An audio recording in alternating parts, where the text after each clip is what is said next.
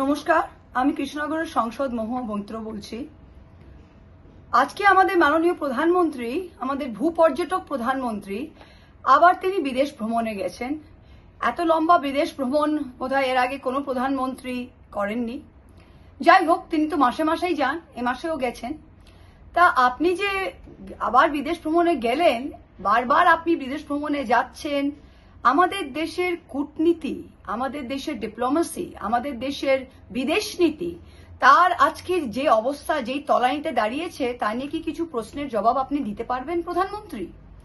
প্রথম, যে আজকে leader of the free world যিনি প্রেসিডেন্ট ডোনাল্ড ট্রাম্প, মার্কিন যুক্তরাষ্ট্রের রাষ্ট্রপতি, তিনি কিন্তু বারবার বলে যাচ্ছেন তিনি ইন্ডিয়া আর পাকিস্তানের মধ্যে ভারত পাকিস্তানের যুদ্ধের বিরতি তিনি করিয়েছেন। তিনি বারবার বলে যাচ্ছেন। তিনি এটাও বলছেন যে পাকিস্তান তার বন্ধু এবং Pakistan is a great nation. তিনি ইন্ডিয়া এবং পাকিস্তান, ভারত পাকিস্তানকে কিন্তু একসাথে একই জায়গায় নামিয়ে এসছে। আজকে ভারতীয় প্রধানমন্ত্রীর যে সম্মান তার কাছে, পাকিস্তান প্রধানমন্ত্রীও তার থেকে বোধহয় একটু বেশি সম্মান পাচ্ছেন। পাকিস্তানিরা গিয়ে দুপুরের ভোজন করছেন আজকে ডোনাল্ড ট্রাম্পের সাথে। তা আপনার যে এত বিদেশ নীতি, এত কূটনীতি, এটাই হলো?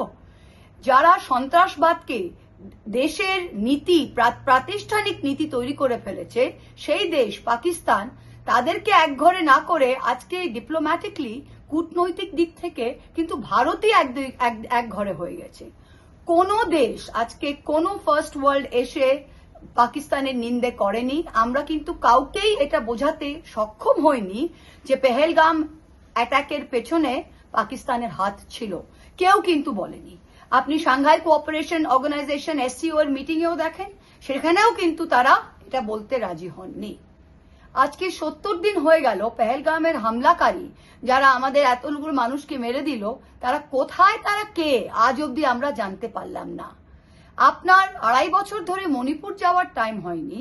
আপনি একটা স্পেশাল সেশন অফ পার্লামেন্ট, যেখানে আমরা জানতে চাই যে আমাদের কতগুলো প্লেন ডিস্ট্রয় হয়েছে, আমাদের যুদ্ধটা কিভাবে শুরু হলো, যুদ্ধতে কি কি হলো, বিরতি বা কিভাবে হলো।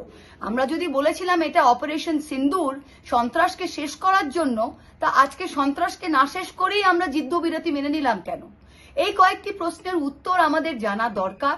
আর আজকে পাকিস্তান গ্লোবাল এরিনাতে, পাকিস্তান কিন্তু সব দেশের মধ্যে আন্তর্জাতিক সংস্থা থেকে টাকা পাচ্ছে, বিদেশ থেকে তারা প্রত্যেকটা দেশ থেকে সম্মান পাচ্ছে। তা আপনি যে আবার ঘুরতে গেছেন প্রধানমন্ত্রী, এর ফলটা কি? আর এতদিন যে আপনি ভ্রমণ করেছেন, এর আমাদের বিদেশ নীতিতে কি লাভ হয়েছে? এই প্রশ্নগুলোর উত্তর একটু বলতে পারবেন? ধন্যবাদ।